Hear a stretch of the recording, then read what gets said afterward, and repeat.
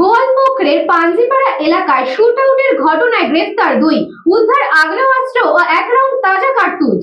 জানুয়ারি মাসের 6 তারিখ সন্ধ্যায় গোয়ালপুকুর থানার নিয়ামতপুর ভাটিয়াপাড়া এলাকায় শুটআউটের ঘটনায় গুলিবিদ্ধ হয়ে জখম হয়েছিল মোহাম্মদ ইরফান এবং মাহফুজ আলম নামে দুই যুবক। এই ঘটনা তদন্তে নেমে পাঞ্জিপাড়ার সাতভিটা গ্রামের বাসিন্দা আমজাদ আলী নামে একজনকে গ্রেফতার করে পুলিশি হেফাজতে নেওয়ার পর জিজ্ঞাসাবাদের পর ইসমাইল ওরফে ছোটু নামের ইসলামপুর থানার রামপুর এলাকার আরেক দুষ্কৃতীকে গ্রেফতার করে গোয়ালপুকুর থানার পুলিশ। উদ্ধার হয় আগ্নেয়াস্ত্র, 1 রাউন্ড তাজা কার্তুজ। পুলিশের দাবি, টাকা লেনদেনের কারণে এই ঘটনা। তবে এর পেছনে আরো কারা কারা যুক্ত রয়েছে তা অভিযুক্তকে জেরা করে জানার চেষ্টা করছে পুলিশ। আপনারা জানেন যে গত 6 জানুয়ারি পাঞ্জিপাড়াতে মজলিসপুর ভাটিয়া বস্তিতে একটা ফায়ারিং ইনসিডেন্ট হয়েছিল, যেটাতে দুজন বুলেট ইঞ্জুরি পায় এবং ওই ভিকটিমের ফ্যামিলি মেম্বারের কমপ্লেন্টের ভিত্তিতে গোয়ালপুকুর থানায় একটা কেস রুজু করা হয়, যে কেস হচ্ছে 10/26।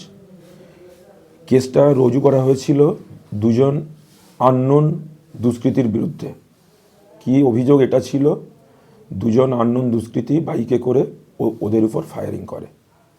তো সেই অভিযোগের ভিত্তিতে কেস করার পরে আমরা ইনভেস্টিগেশন শুরু করি। ইনভেস্টিগেশনের পর প্রথমে আমরা অ্যারেস্ট করি আমজাদ আলী, একজন অ্যাকিউজডকে। ওনার বাড়ি হচ্ছে সাতভিটা পাঞ্জিপাড়াতে। ওনাকে পিসি রিমান্ড নেওয়া হয়। পুলিশি জিজ্ঞাসাবাদে উনি ওনার দোষ স্বীকার করে এবং এই অপরাধের সাথে জড়িত আরেকজনের নাম ডিসক্লোজ করে, যার নাম হচ্ছে ইসমাইল এলায়েস ছোটু, ধনতলা। ওনারা দুজন মিলে এই ঘটনাটা ঘটিয়েছিল, সেটা ওনারা পুলিশি জিজ্ঞাসাবাদে স্বীকার করেছে।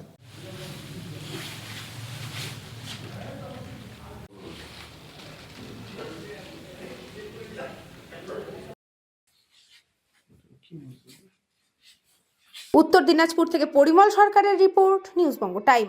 St. Augustine's Day School, Barakpur.